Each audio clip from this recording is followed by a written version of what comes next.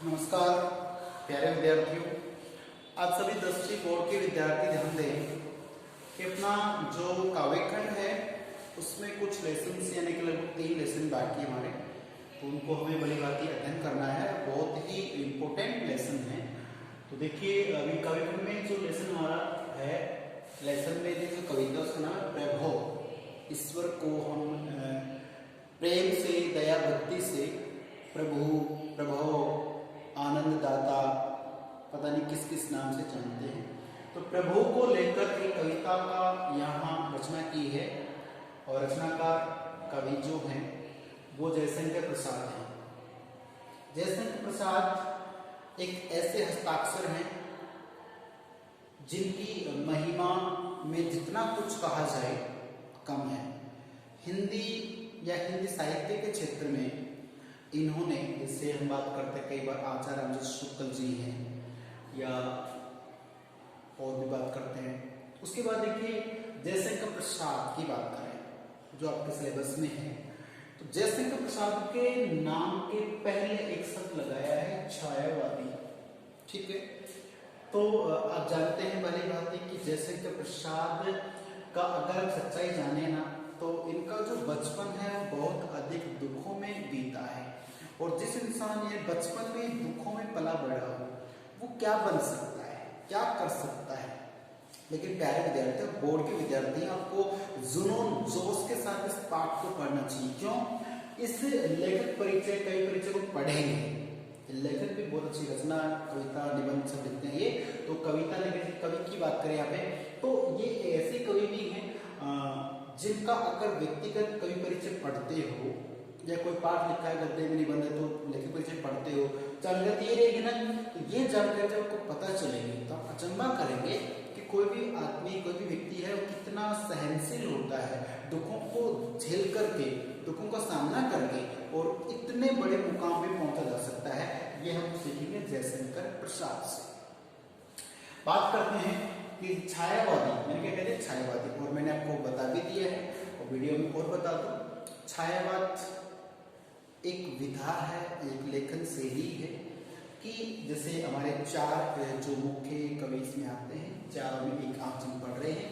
तो छायावादी जो बात करें तो छायावाद एक विधा है कि जब ये लोग यानी कि ये महान हस्ताक्षरी व्यक्ति रचना लिखते हैं, नोट करते हैं, लिखते हैं, उस समय ऐसे शब्दों का, ऐसे प्रवाह में शैली का, ऐसे भावों का, ऐसे शब्दों का वर्णन प्रयोग करते हैं कि जो श्रोता या पाठकगण जो होता है उसको सभी चीजें जो उस पाठ, उस कहानी, उस कविता में होती हैं चलचित्र के रूप में महसूस होती हैं। लगता है कि हाँ ये जो बताया जा रहा है मेरे इर्द गिर्द ही है।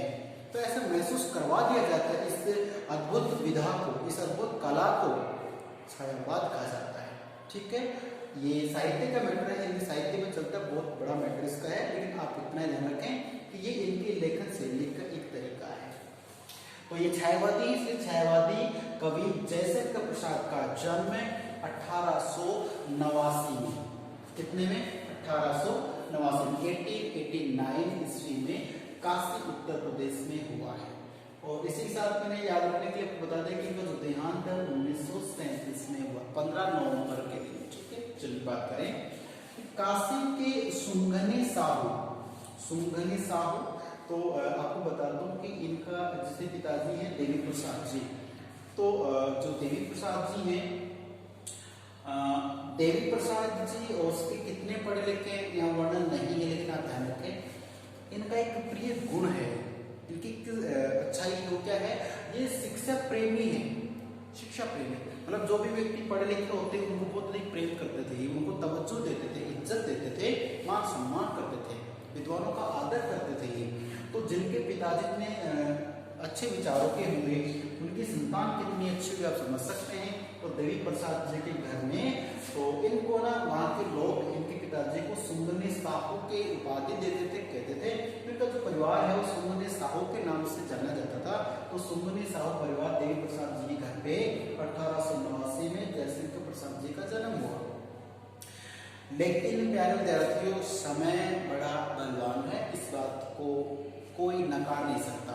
तो हुआ क्या कि देवी प्रसाद जी का कुछ दिनों बाद, मतलब जब जयशंकर प्रसाद 7वीं 8वीं पढ़ रहे थे उसी समय तक तो सब ठीक था, लेकिन जब ये 7 8वीं थे उसी समय पिताजी का देहांत हो गया। और अकारण या असमय मृत्यु हो जाने पे जो घर का बाहर है, घर का जो बोझ है, कमाने की चिंता है, घर परिवार चलाने की चिंता है, और फिर ऐसे में बाहर पढ़ना, स्कूल में जाना तो इनके लिए मुनासिब नहीं हो पाया। तो जयशंकर प्रसाद जी ने घर पे रह के ही अध्ययन किया है। हिंदी जो मुख्य भाषा है, अंग्रेजी, संस्कृत, फारसी, उर्दू सभी भाषाओं का घर पे लगभग 5 भाषा बैठे बैठे घर पे सीखी है, किसी बड़े का सहयोग लेकर के या आत्मज्ञान से, आत्मबुद्धि से।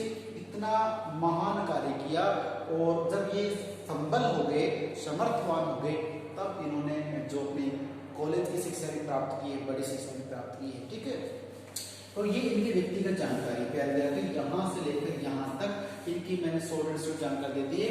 तो इनके पिताजी का देहांत हो गया, फिर जैसे तैसे इनकी शादी की गई, तो शादी के कुछ दिनों बाद इनकी पत्नी का भी देहांत हो गया, और ऐसे में इनका जो जीवन है दुखों से कभी उबर ही नहीं पाया। लेकिन इनकी रचनाओं को पढ़ोगे, इनके पाठों को पढ़ोगे तो आपको लगेगा ये कितने हंसमुख सहनशील व्यक्ति हैं। तो ऐसे महान हस्ताक्षर को जब जान रहे हो, पहचान रहे, तो आपको प्रेरणा लेनी चाहिए कि दुख चाहे कितना ही बड़ा क्यों ना हो, उसके बाद भी जीने की चाह रखनी चाहिए, हिम्मत रखनी चाहिए, और कुछ कर गुजरने की इच्छा होनी चाहिए। ठीक है, चलिए आगे देखते हैं। अब इन्होंने क्या क्या लिखा है, इनका जो साहित्य, ये तो है व्यक्तिगत परिचय, ये साहित्यिक परिचय कौन सा। काव्य क्या क्या लिखे, चित्राधार, कानन कुसुम, झरना, लहर, प्रेम पथिक, ये प्रेम पथिक एक ही रचना है। आंसू का मायने, तो ये काव्य रचना कविताएं इनकी बहुत अच्छी कविताएं हैं। ध्यान रखना, चित्राधार, कानन कुसुम, फिर आ गया झरना, झरने के बाद में आ गया लहर, प्रेम पथिक, प्रेम पथिक है, और आंसू का मायने। ठीक है, ये ध्यान रखना, आपको मैं पूछूंगा जब भी आप मेरे को मिलोगे या मैं क्लास लूंगा तब पूछूंगा, याद ये पॉइंट याद होना चाहिए। ठीक है, बात करें नाटक की, तो नाटक में चंद्रगुप्त, स्कंदगुप्त, अजातशत्रु, जन्मेजय का नागयज्ञ बहुत ज्यादा प्रसिद्ध नाटक है इनका, जन्मेजय का नागयज्ञ। ठीक है, नागयज्ञ।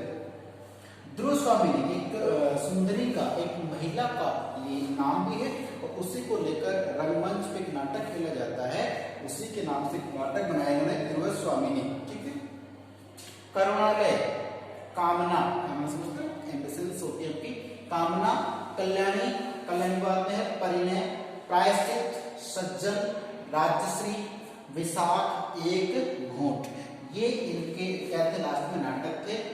कंकाल, तितली, इरावती, ये इनके लास्ट में क्या होते हैं। जैसे उपन्यास की बात करें तो उनमें थे जो उनके जैसे अधूरे, इरावती है वो अधूरा है, बाकी तो सब पूरे हैं, और बीच में इनकी कहानियां हैं 2-3, वो हम बुक में और पढ़ेंगे। ठीक है, तो इनका जो व्यक्तिगत और साहित्यिक परिचय जितना आपको बताया है, प्लीज इसे याद कर लीजिए, नोट कर लीजिए आराम से।